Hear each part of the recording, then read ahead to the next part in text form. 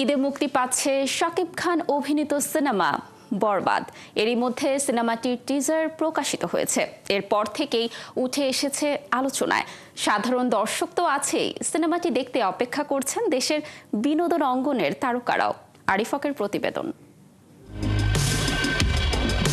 আমার cinema shooting তো শুরু হয়ে গেছে অক্টোবরে।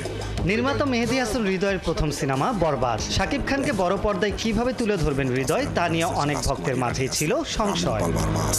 সন্দীপ রেড্ডি ভাঙ্গা আছে। তবে সেসব সংশয় দূর হয়ে গিয়েছে সিনেমাটির টিজার প্রকাশ পাওয়ার পর। এখন শুধু ভক্তরাই নয়, বরবাদের প্রশংসা ঝরছে তারকাদের কণ্ঠেও। আমাদের দেশের একজন সুপারস্টার, তার টিজার একই সময় কিন্তু সালমান খানের সিকান্দারও রিলিজ পেয়েছে।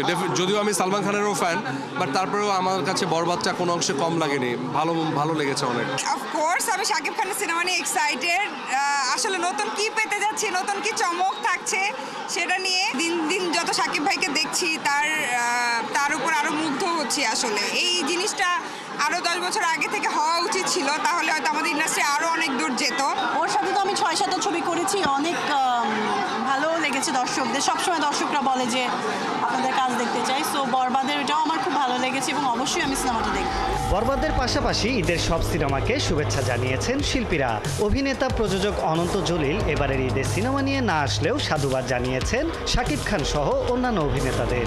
শাকিব খান, মিশু সাহেব, সিয়াম সাহেব সবাই খুবই ভালো অ্যাক্টর।